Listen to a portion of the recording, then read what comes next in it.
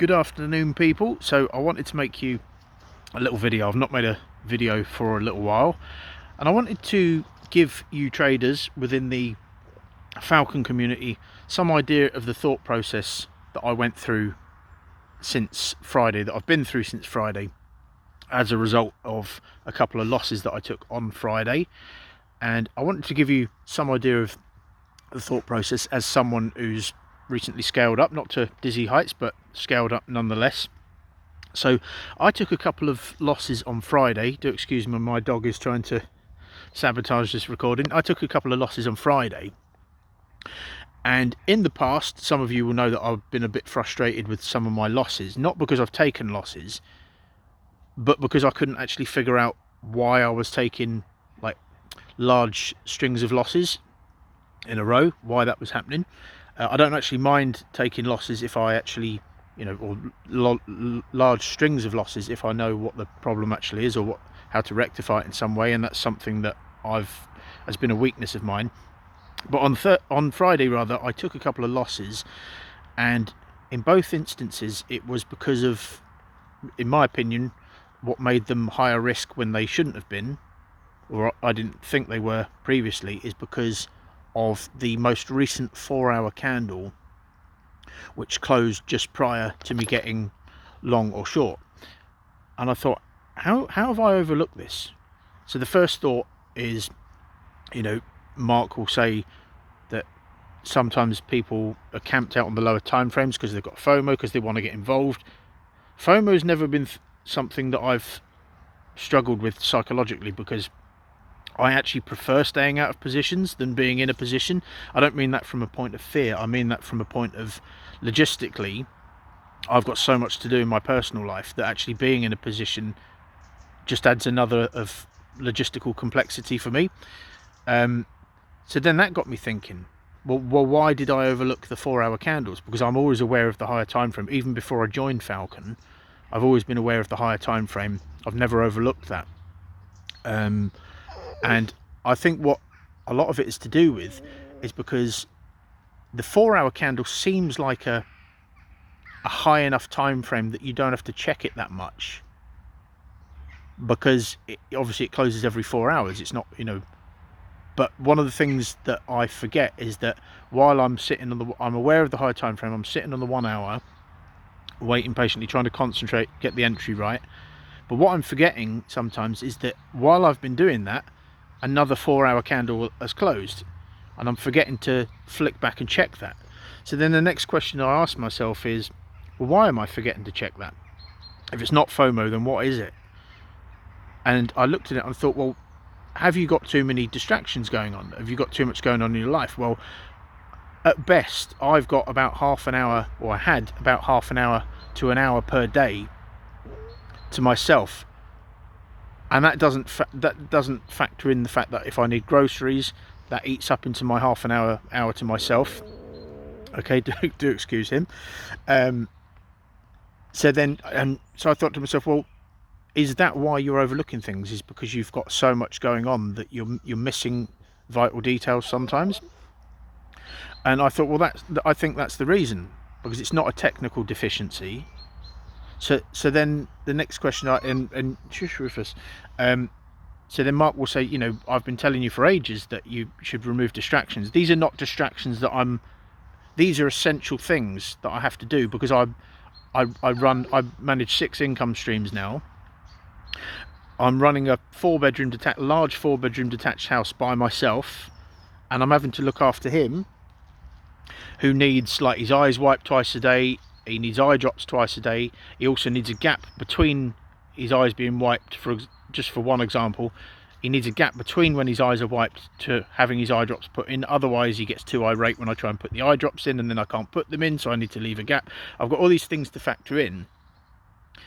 So these are essential things. These are not distractions. These are essential things that I have to do. So I thought, well, how do I get around this and give myself some time to myself? Because, for example, I've almost run out of aftershave. I want to go and get some aftershave. I haven't had the time to do it.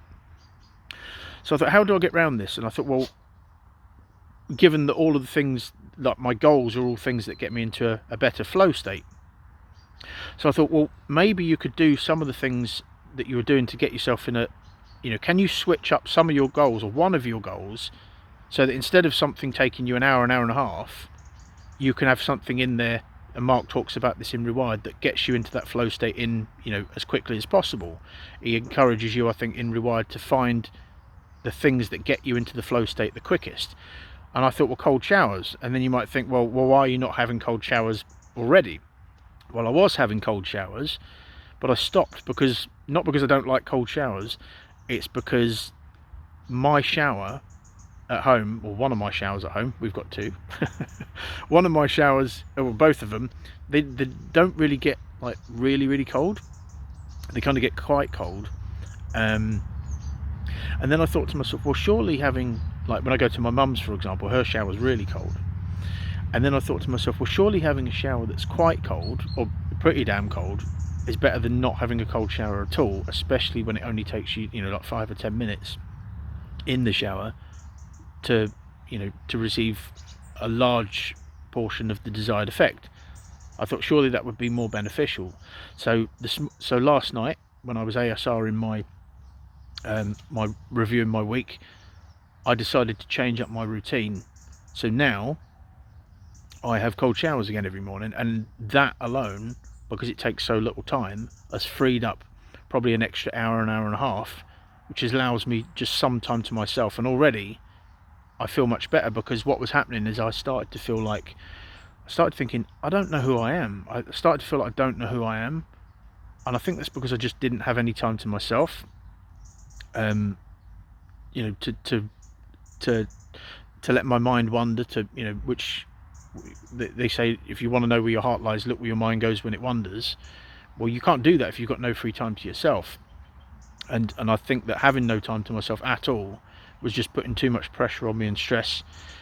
So since I became a so that would have been, if I'd have implemented this sooner, then that would have been 2 losses that I just wouldn't have got involved in, which would have meant that since I became a portfolio asset manager, I would have taken 1 loss and 2 break-evens, which would, obviously be a better position.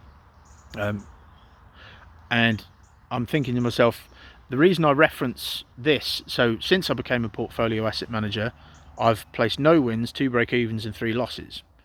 The reason I reference that, for those of you who may be struggling with your results, speaking as someone who has scaled up now slightly, speaking to you guys that you think that it's not possible, or you feel like you're going nowhere, it took me 5 trades. So when I was on my Falcon assessment account, I was trading obviously 4 figures, $2,500. It took me 5 trades, so the same amount of trades as I've already placed since I became a portfolio asset manager, to go from drawdown of 8 cents, to go from being in drawdown by 8 cents to get into 5 figures. It took me 5 trades. So if you're looking at your trades thinking, I've taken 5 trades or whatever it is, I've not placed any wins, you don't know. It could be, Mark talks about this, it could be the next tweak or the next couple of tweaks, as it was in my case, that takes you from literally from where you are to the next scale up. And it might just be it might be distractions, or it might be just that you have so many responsibilities that you're overlooking certain technical details.